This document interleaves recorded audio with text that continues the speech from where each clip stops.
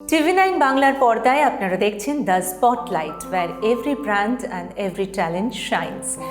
আজ আমরা কথা বলবো এক অন্য বিষয় নিয়ে, যে গল্পটা আপনাদেরকে একটা পথ দেখাবে যে আমরাও কিভাবে আরও নতুনভাবে নিজেদেরকে ভাবতে পারি, নতুনভাবে নতুন কিছু আবিষ্কার করতে পারি। এই মুহূর্তে আমার সঙ্গে রয়েছেন স্বর্ণাভ ইন্ডাস্ট্রিজ প্রাইভেট লিমিটেডের পক্ষ থেকে অরিন্দম মুখার্জি এবং বিনোদ মিশ্র। নমস্কার এবং স্বাগত জানাই আপনাদেরকে। আপনাদের যে কাজটা মেশিন রেডি করা, তাই তো? আমরা যেমন বিস্কিট খাই, যেমন বাড়িতে টাব ইউজ করি, বালতি ইউজ করি, সেই সমস্ত বিষয়গুলো তৈরি হওয়ার একটি মেশিন থাকে। সেই মেশিন ম্যানুফ্যাকচার করে Swarnabh industries private limited, right? হ্যাঁ, আপনাদের জার্নিটা কীরকম, মানে কিভাবে শুরু হলো, এই ভাবনাটা কোথা থেকে এলো? আমি এবং বিনোদ আমরা দুজনেই টেকনিক্যাল ব্যাকগ্রাউন্ড থেকে এসেছি।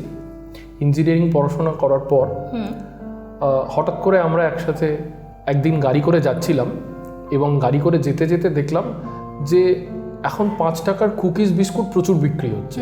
তো ওদের থেকেই জানতে পারলাম যে এইসব মেশিনারিজ নাকি এখান থেকে পাওয়া যায় না, এইসব মেশিন নাকি দিল্লি, ব্যাঙ্গালোর বা মুম্বাই থেকে আনতে হয় বা আহমেদাবাদ থেকে আনতে হয়। তো আমরা ভাবলাম সারা ভারতে যদি এই মেশিন তৈরি হয় তাহলে বাঙালি বা আমরা কেন করতে পারবো না।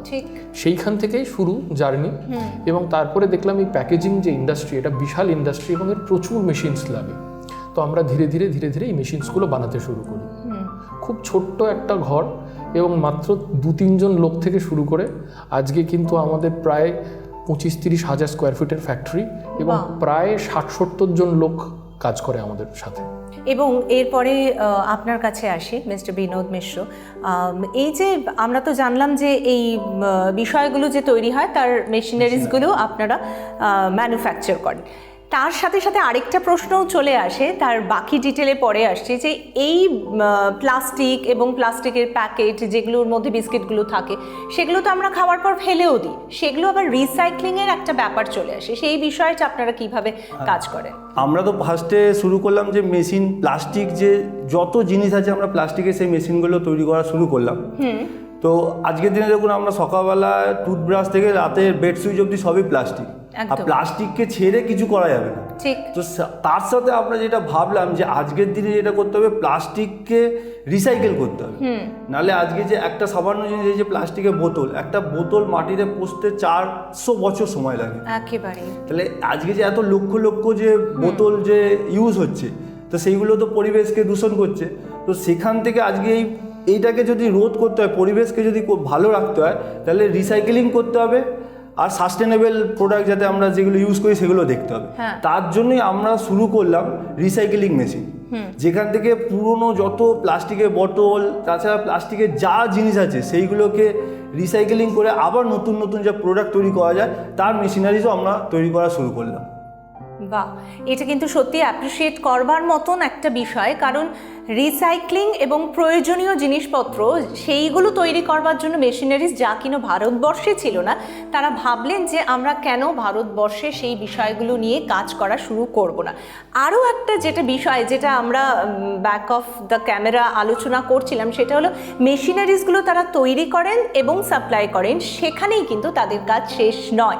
তাছাড়াও তারা খেয়াল রাখেন যারা এই মেশিনারিজগুলো নিয়ে সেই প্রোডাক্টগুলো তৈরি করছেন, সেইগুলো তারা কি করে মার্কেটিং করবেন বা কি করে সেল করবেন, রাইট? সেই বিষয়টা একটু আমাদেরকে বলুন। এই বিষয়টা কিন্তু আমার ভীষণ ইন্টারেস্টিং লাগলো।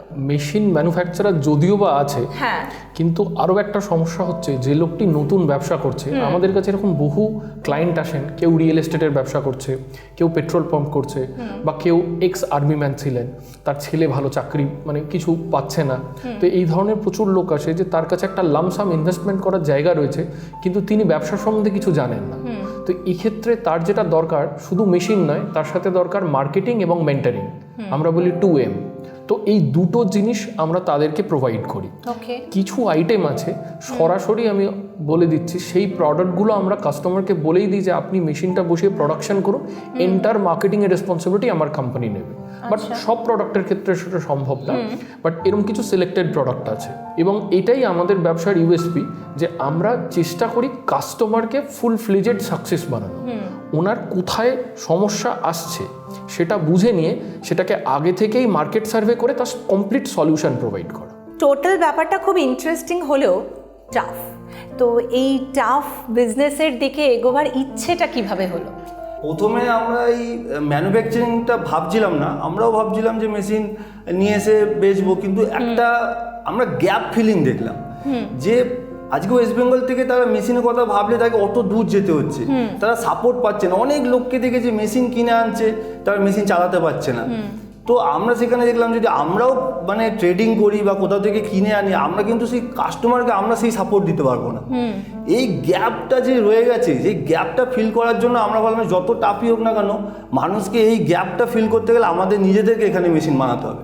একেবারে। এবার আস্তে আস্তে শুরু করা, যেখানে আজকে কাস্টমাররা টোটাল সাপোর্ট আমাদের কাছ দিয়ে পাচ্ছে। এটা দীর্ঘ 15 বছরের জার্নির পরে আজকে এই জায়গাটা আমরা করতে পেরেছি। আমার মনে হলো যে আমাদের নেক্সট জেনারেশনকে একটা ইজিয়েস্ট ওয়ে দেওয়ার জন্য আপনারা নিজেদেরকে মেন্টাল টাফনেসটা দিয়েছেন বেশি করে, তার জন্য হয়তো এত স্ট্রং হতে পারছি আমরা দিনকে দিন। আর আমি জানি যে আপনাদের সকলেরই ইচ্ছে করছে ওনাদের সাথে কন্ট্যাক্ট করতে এবং নিজের জীবনকে আরও সুন্দরভাবে এগিয়ে নিয়ে যেতে। কি করে কন্ট্যাক্ট করবেন আমাদের বন্ধুরা? আমাদের ফ্যাক্টরি আছে শ্রীরামপুরে, তো সেখানে আসতে পারে। এছাড়া আমাদের নাম্বার দিয়ে দিচ্ছি আমরা, সেখানে আমাদের কন্ট্যাক্ট করে আমাদের ফ্যাক্টরিতে আসতে পারে। আমরা একটা পার্ট তো শুনলাম, এছাড়াও জানতে ইচ্ছা করছে আপনারা আর কি কি ধরনের মেশিন বানান? আমরা বহু ধরনের মেশিন বানাই। আজকের দিনে আমরা পুরোপুরি প্লাস্টিক ইন্ডাস্ট্রিজ, বালতি, গামলা, খেলনা, ঝুড়ি, যেটাকে ইনজেকশন মোল্ডিং বলে, বোতল তৈরির মেশিন এবং রিসাইক্লিং মেশিন, যেটা আপনি অলরেডি বলেছেন, এই মেশিনগুলো বানায়। ফুড অ্যান্ড বেভারেজের ওপর আমরা পুরোপুরি কাজ করি, যেমন dairy plant, rice mill, cold storage. এবং ইন্টারেস্টিংলি যেরকম আমরা জারেও লোককে বিক্রির সাপোর্ট করি, এরকম অনেক বড় ব্র্যান্ড আছে তারা থার্ড পার্টি প্রোডাকশন করতে চায়। যেমন সাপোজ আমুলের মতো ব্র্যান্ড, আমুল কিন্তু নিজে প্রোডাকশন করে না, ও কাউকে দিয়ে প্রোডাকশন করিয়ে নেয়। তো we have third party production opportunity available. এরকম বড় ব্র্যান্ডের থার্ড পার্টি সুযোগও আমরা করে দিই। সুতরাং যার যেরকম ইনভেস্টমেন্ট ক্যাপাসিটি, তার জন্য সেই রকম সুযোগ আমাদের কাছে রয়েছে। থ্যাংক ইউ ভেরি মাচ আমাদেরকে এত সুন্দর করে গাইড করবার জন্য। আর এরকমই ইন্টারেস্টিং টপিক নিয়ে আমরা আবারও আসবো, তবে আপনাদেরকে অবশ্যই চোখ রাখতে হবে প্রত্যেক শনিবার রাত্রিবেলা TV9-এর পর্দায়, কারণ আপনাদের জন্য থাকছে দ্য স্পটলাইট।